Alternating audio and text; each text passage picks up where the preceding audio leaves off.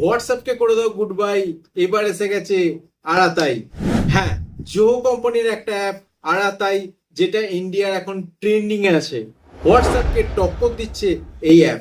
ঠিক কয়েক বছর আগেও আরো একটা অ্যাপ এসেছিল হাইক নামে, যেটা হোয়াটসঅ্যাপের সঙ্গে টক্কর দিচ্ছিল, এবং এটা ছিল ইন্ডিয়ান একটা অ্যাপ।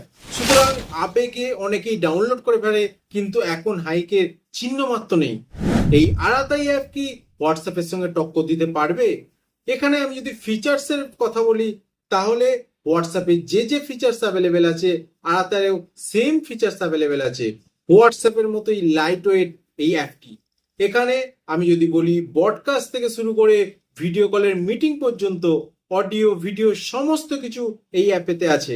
কিন্তু একটা জিনিস একটা জিনিস এই হোয়াটসঅ্যাপের কাছে পিছিয়ে আছে এই অ্যাপটি, সেটা হলো প্রাইভেসি। আমরা হোয়াটসঅ্যাপে যে চ্যাট করি সেটা এন্ড টু এন্ড এনক্রিপ্টেড হয়, কিন্তু এই অ্যাপের ক্ষেত্রে, এই চ্যাটের ক্ষেত্রে এন্ড টু এন্ড এনক্রিপ্টেড এখনো পর্যন্ত নয়।